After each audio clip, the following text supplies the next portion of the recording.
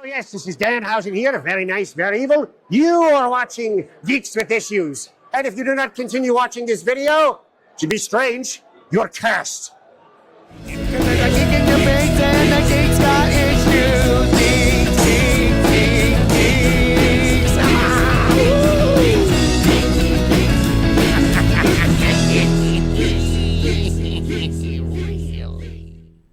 Hey, true believers, and welcome to the 20th episode of Geeks with Issues 20XX. Yes. Are these gags going to get any better? Probably not. But we're going to keep doing it anyway.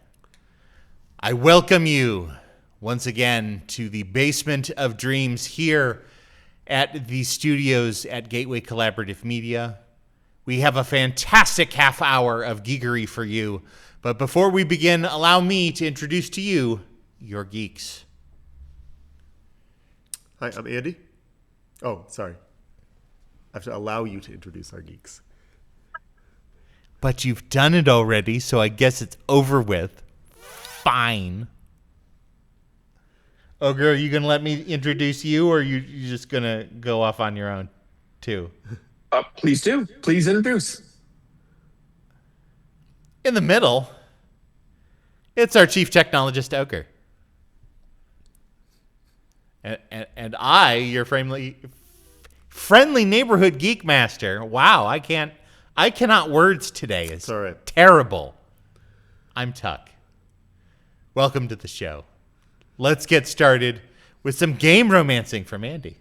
Yeah, so one thing I thought we should talk about that I thought would be interesting is romance in video games or in like tabletop role-playing games or other LARPs, other things like that. Have you done it? Do you like it? What does and doesn't work for you in terms of that? And is it something you'd be willing to try or not?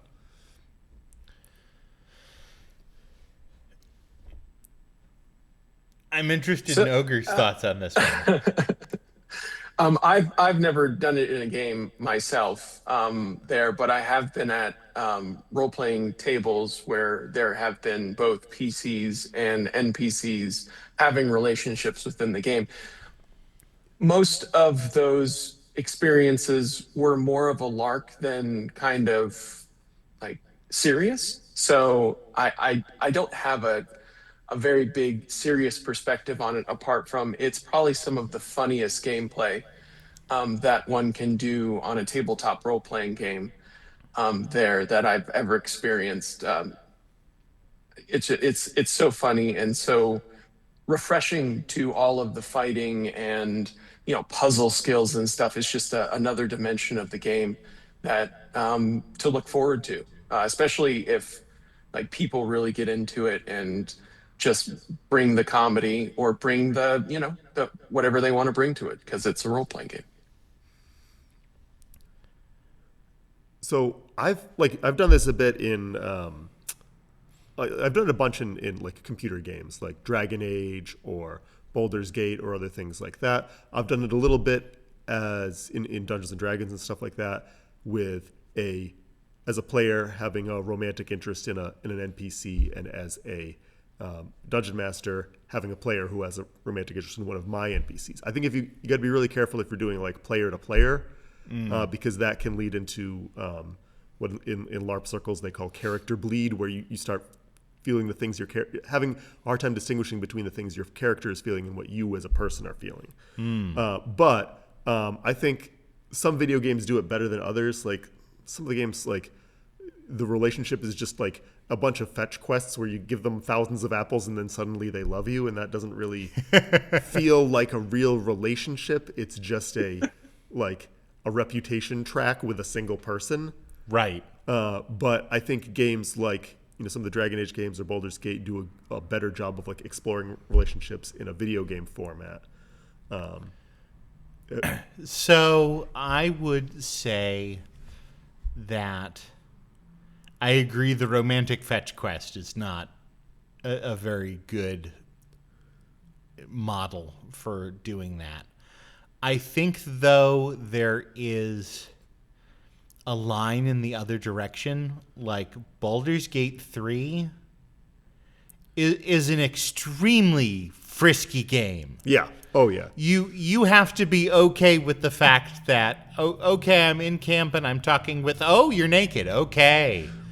Oh, right. That went places. Yeah. A game that has an appropriate level of buildup Yeah.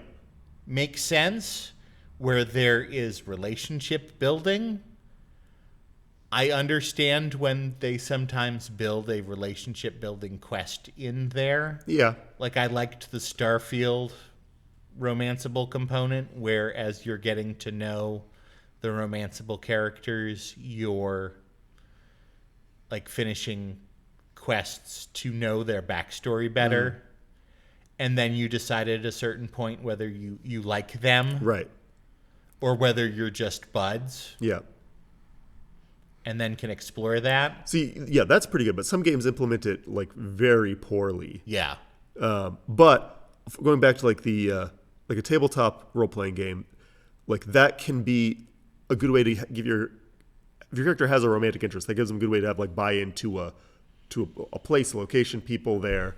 One of the things I like to say is that the best way to stop your PCs from being murder hobos is to give them a home, and then they're murder homeowners. At the very worst. But if they're attached to a town and a village, the people that live there, the princess and the castle, whatever, right? It Then matters more when the kingdom's under attack. I think the one challenge with the tabletop format is you have to have the right balance between lines and veils. Yes. Because I'm not necessarily interested in accidentally romancing my DM. Yeah. I mean, it depends on your DM, right? Yeah, right? well, that's fair. But you should try to keep player and character feelings separate as best you can. Yes. But, to just ignore like romance entirely doesn't always make sense in a game either. That's fair. Unless you're playing, I don't know, like Sim Ant, where you're all like sexual ant creatures that don't have any interest other than get food, bring it back to hive.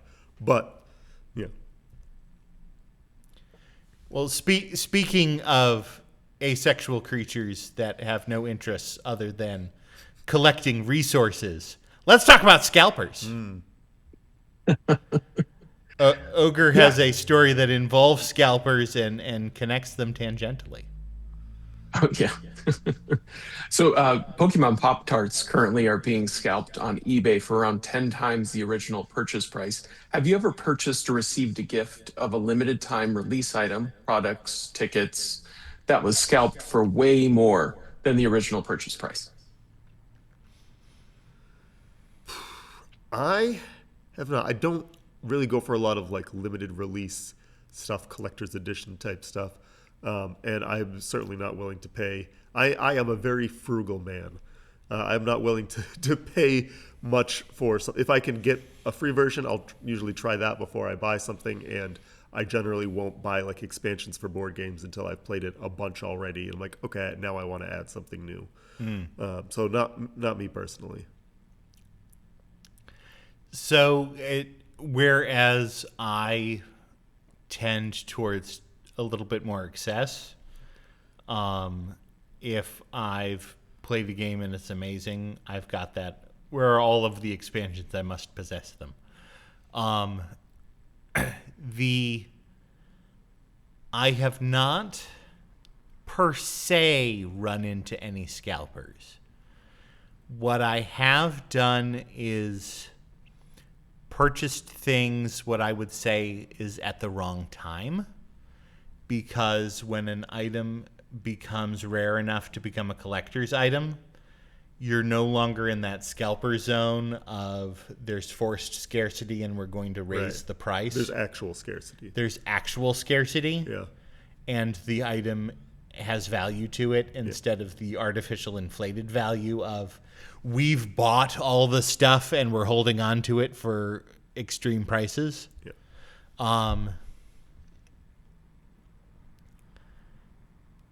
before the show, we were talking about Magic cards, and collectible TTRPGs have become a horrible place for scalping behavior. Sure. Especially Lorcana, Okay. the Disney one? game that Ravensburger does. Scalping is absurd with that. Like the process that you have to go through to buy those cards at a big box store, which is not generally the way I would recommend buying those cards, but sometimes that's the only option because that's where you get your game stuff in your community. You'll get there and you'll find that either there isn't any stock in the store because the scalpers have done a region run and picked everything up, or they're so locked down by the store trying to avoid the scalpers. That it's like limit one per customer or something. Yeah, that sort of thing. Ogre, what are your scalper experiences? Well, just on the card game that you were just talking about, a lot of retail stores are taking to cut the corners of packs now and boxes in order to prevent scalpers from doing those resale. It's especially common in like Pokemon and those types of things. But my scalper story is I don't buy a lot of things either, but I do get gifts on occasion. And a gift I did receive is like it's this guy right here. It's a little Pikachu. If you can, he's gonna zip out here. So this one here is maybe a $3 to $4 little gotcha toy from Japan, and I believe it was purchased at the time for around 20 some odd dollars from someone on eBay there. So it's the closest thing that I have to scalpers in my collection of things here, because I rarely collect anything anymore, but anything with Pikachu you know is right here. On that, in the limited time we have, does anyone have like a line that you see for when an item goes from a collector's item to a scalped item? Yeah, I don't know. That's a good question. I don't have, like, I generally avoid anything with any kind of markup because I am a frugal person, cheap you could say. Mm-hmm. But Yeah. I wouldn't pay more than double what it's worth even if it was something that I really wanted, unless it was like actually scarce because it was out of print. Like years ago, before Neil Gaiman was revealed to be as problematic as he was, my girlfriend was into Neil Gaiman, but more so Duran Duran, and Neil Gaiman did an autobiography of Duran Duran. Oh. So I was keeping an eye out for that book, but like he was going for like $300 or something like that. Grief. So, but I did pay I think like 40 or 50 when I saw it listed for that price. But that was like out of print from the 80s, really hard to get a hold of. Okay. Mm-hmm. What is far less hard to get a hold of is a fantastic experience if you're visiting the Lego Legend of Pittsfield down at Bottomless Bricks. We're going to continue with our first two-part, Journey from the Basement, where Trevor gets to have a fantastic extended conversation with Erin Laundry. Let's check it out. Last episode, we met Erin and visited Bottomless Bricks in Pittsfield. This time, we're going even deeper. Once you start looking around, this store stops being just shelves of Lego and starts feeling more like a scavenger hunt. Older sets you forgot existed, minifigs that feel like deep cuts, pieces that make you pause because you know exactly what they came from. And then there are the builds. Half inspiration, half, I should try that someday, and full danger to your wallet. It's also one of those places where geek worlds start bumping into each other a bit. Lego people, collectors of almost any fandom, the next generation of young geeks, all in the same place, all noticing different things. So yeah, we took our time with it. Cool, so Erin, what do you think, or can you tell me, in your opinion, what is the coolest thing you have here? Okay, I got a couple things for you, but the first one is this monorail, the Futuron monorail, set number 6990. It's from 1987. Oh, wow. It still So has am I. the original. That's great. It still has the original price tag on it of $100. This one is an example of our pre-owned sets. So it's all been inventoried and sealed in bags, but it has every part of these monorail tracks, which is the hardest part to get because the mold doesn't exist anymore for these tracks. So to have a complete one's amazing, and I can tell you I have one of these in my personal collection, and it is so much fun to play with. It's about a 4-foot loop, and it's amazing. The images on this alone Yes. are so cool. Just to have any of that advertising, you don't see that anymore. Just kids just genuinely playing with the Legos and having a good time. Yeah, and then a lot of times in these old boxes, they'd also have on the back alternate ways of building the set, but not give you the instructions, so you had to figure it out. Wow, yeah. But my craziest thing, I love to have things to talk about with people in the store, even if I sit on them a while. So let me see. My craziest thing are my 2 most expensive minifigures. I'm going to let you guess. How much do you think it is? My most expensive one is. Oh my God. For one minifigure, One minifigure. $800. It's a great guess. Barb is $1,000. Wow. And she's not the winner. This is Miles Morales. Okay. It's $2,000. So these were both San Diego Comic-Con exclusive Yes. minifigures. This is from 2019, but he's from 2020, which is the con that was canceled. Oh, wow. So you couldn't even get it the traditional way of going to the convention, winning the lottery to be able to buy one. Right. You had to play the Spider-Man video game, defeat the game, submit a code for a chance to win one. They only made 1,600 of these guys, but they didn't give them all out, which is why he's so rare. That's a holy grail right there. Yeah, and I'll tell you, in my 24 years of collecting, these are the first Comic-Con figs I've ever gotten my hands on, and it was a very big geek moment in the store when they came Yeah, in. I can Everyone who worked imagine. here was like, But yeah, those are probably my craziest things I have in the store. That's very cool. One more question for you that I ask everybody. Yeah. So we know what kind of a geek you are here.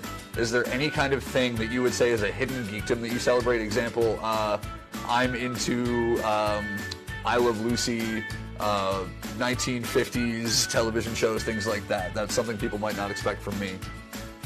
It's a good question. Yeah. I've actually spent 25 years as a musician, so I geek out over guitars in a very big way. Okay. That's usually where my tax returns used to go. Now they're Lego sets. But also, in recent years, I've become an absolutely obsessed Disney fanatic. So Oh, wow. I'm a Disney traveler, and I overplan and spreadsheet all of that stuff. I've got to imagine the crossover between Disney and Lego is very big right now. Yes. Yeah. They know exactly how to make us part with our money. Disney's, Both companies. Disney's always been good at figuring that out. You're correct, too. Same as Lego. Is there anything else you want to plug? Any events, anything like that you want to talk about? Well, I have, once a month, I have a regular Brick and Sip that I host at Wander. It's the second Thursday of every month from 7 till 9. Brick and Sip is our 18 and plus adult night only. It's a sober event because we do it at Wander. So with your ticket, you'll get a set that you're going to build and take home, and then you also get a beverage ticket for any of their beverages that they have there. And it sells out every month, and it's been a really great time. We have such a fun time.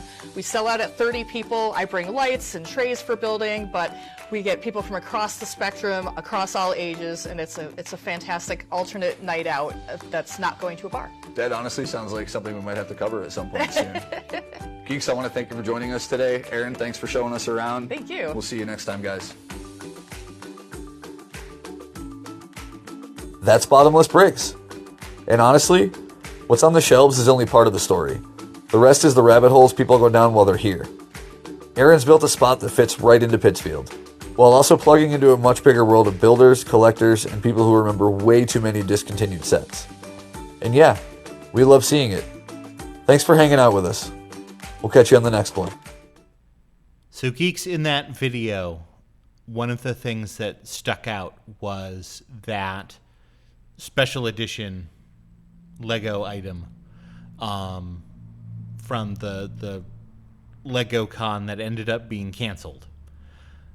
Do you, in your collections, and I might be asking the wrong audience after being set up, knowing that you guys don't collect as much anymore, but do you have any treasured, particularly rare collector items that in your various collections? Yeah, not that I can think of. I mean, yeah, I don't really have anything like that. Okay. Yeah, definitely not like that. No. That's a hell of a collectible. I don't have anything currently like that. It brings to mind my sister and I have been going back and forth about Lego building lap desk, and she's been into collecting and building all of the Lord of the Rings Lego sets that have been released so far, and they're absolutely gorgeous. So I can see why the passion is there for such like valuable collectibles. So yeah. Nice.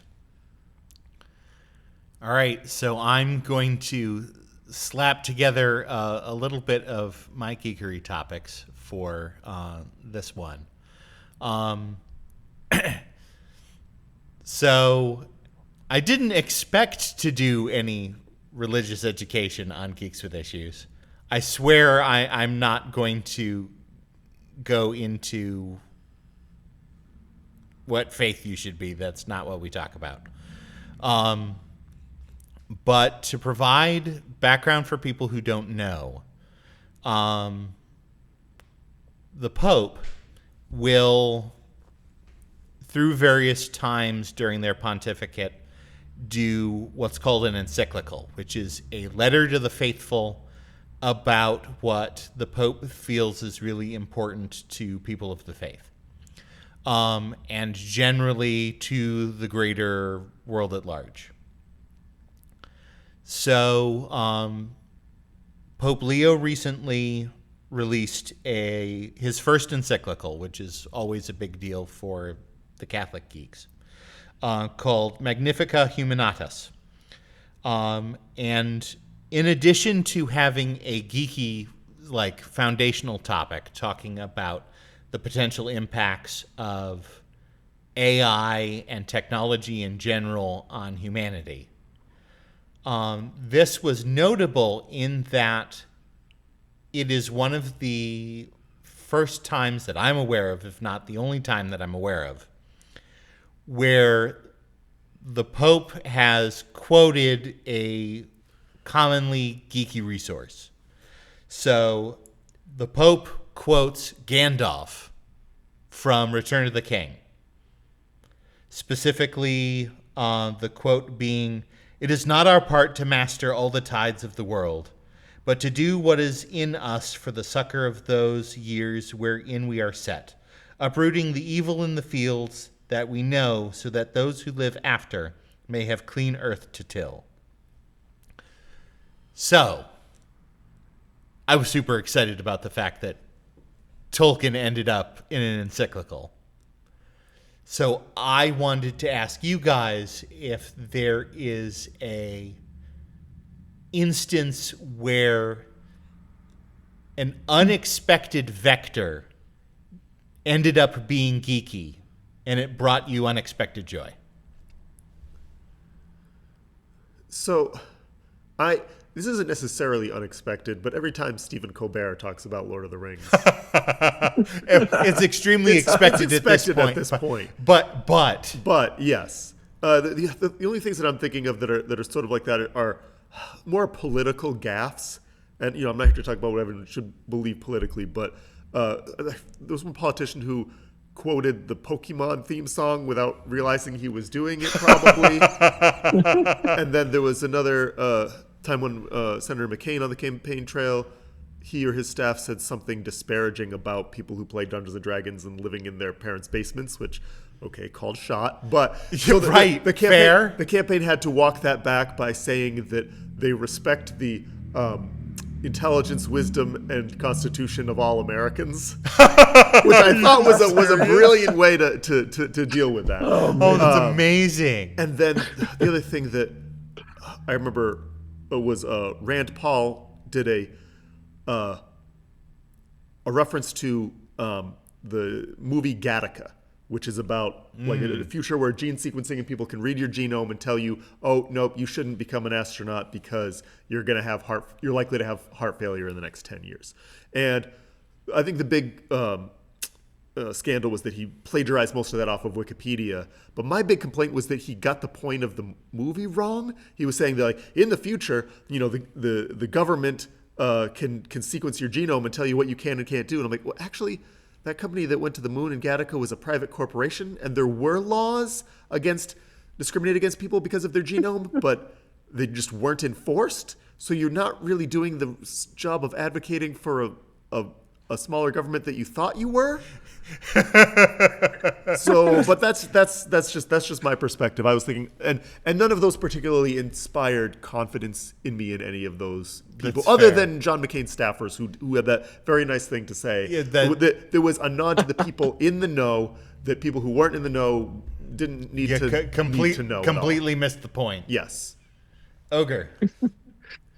Yeah, I don't have a specific one off the top. I love intertextual storytelling. So it like Ready Player One. I'm losing other titles in my head here, but yeah, no, just intertextual storytelling is amazing. Using geek references within story and all, it's a lot of fun. Well, what has been a lot of fun has been this 20th episode of Geeks with Issues 20XX. We want to thank you for joining us here in the Basement of Dreams. We want to remind you that you can find us online at geekswithissues.net or anywhere you can find fine purveyors of internet video. Just search for Geeks with Issues TV. I also want to take this opportunity to prop up and give props to our fantastic sister programming that Trevor is running, promoting totally independent wrestling. It is truly independent wrestling. Blah. Why did I do that wrong? It is a fantastic independent wrestling show if you're a wrestling fan. And if you're a wrestling fan and you happen to find yourselves at one of those shows, look for exclusive Geeks with Issues merch. It's out there. While you're considering that, and until next time, on behalf of the Geeks with Issues, this has been. Oh, now I say it? Now you say it. I'm Andy.